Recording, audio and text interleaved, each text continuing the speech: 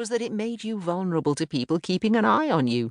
When she had first moved here as a young and distraught widow, she had been glad of the concern and care of the small town, but it did have its downside. She could see Reg on his fruit and veg stall giving her a saucy look, too. Living in a small community was indeed a bit like living in a goldfish bowl, and Nell occasionally felt she was the only goldfish. She stopped trying to sell mistletoe and cast her eye over the stalls that were ranged in a horseshoe shape on the fields in front of Hunstanton Manor. It looked lovely, the stalls full of Christmas fare. There was one selling poultry and game. Huge bronze turkeys in all their glossy black plumage hung next to bunches of brightly feathered pheasants, ducks, and geese.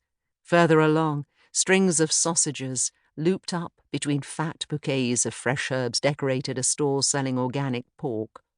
Then there were what Nell thought of as the dippy-hippy stalls, selling brightly marbled wrapping paper, homemade candles and nativity scenes modelled, she'd discovered after inquiry, out of wine bottles and plaster-soaked muslin, and then painted.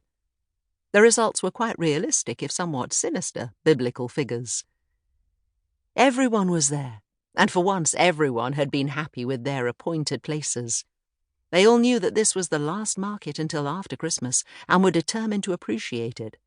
Some of the stallholders, the ones who produced food, went to other markets as well, but few venues allowed non-food products, and so for the craftspeople, the Paradise Fields Market here at Hunstanton was a valued outlet. And the variety of people and products made it very popular with visitors. Simon, the man Nell's children referred to as her boyfriend, had also seen Nell selling the extra-large sprig of mistletoe. Simon and Nell had been going out in a gentle way for about 6 months, and even Nell had to admit he was not particularly exciting, but at least he did little jobs for her, the sort that Nell found awkward and time-consuming, like cleaning out the gutters. Now she spotted him negotiating the crowds and could tell he was annoyed. "Who was he, then?" he demanded. "Hello, Simon. How are you? I didn't know you were going to be here today." Seeing that he wanted an answer, she added, "He was just a man buying mistletoe. The kiss was only Christmas spirit." "Look!" She shook her apron, the pocket of which was full of money. "I've sold loads." "And you're going to give all the takings to Sam, I suppose?" "Well, he did risk his life cutting it down off the tree. It's only fair that he should have the money."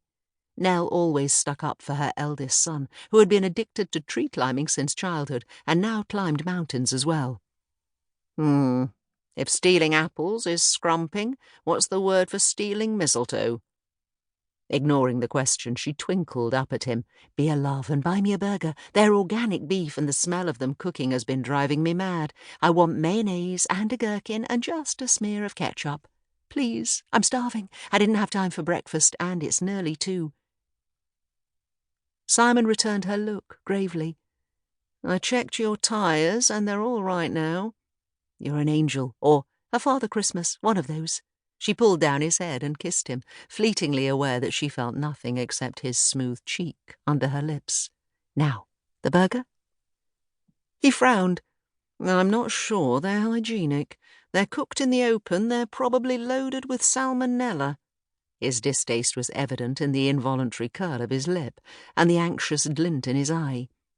Nell's feeling of warmth towards him dimmed.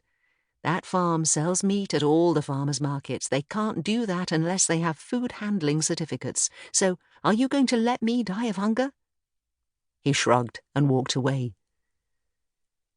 Vivian had obviously dressed up specially. She was a physiotherapist and carried herself beautifully. As she came over, she looked magnificent, with her flame-coloured hair and dramatic velvet cloak. Although a bit younger than Nell, she was her closest friend, and the reason Nell and the children had moved to the Cotswolds when her husband died. Now Vivian tucked a strand of hair behind an ear. "I've sold the last of my honey and almost all my beeswax and turpentine polish. People buy loads of it at Christmas. Does that mean it's the only time they'd clean their houses?" "Personally speaking, yes," said Nell, who had several jars of Vivian's homemade polish, mostly unopened at home. "It smells heavenly, though."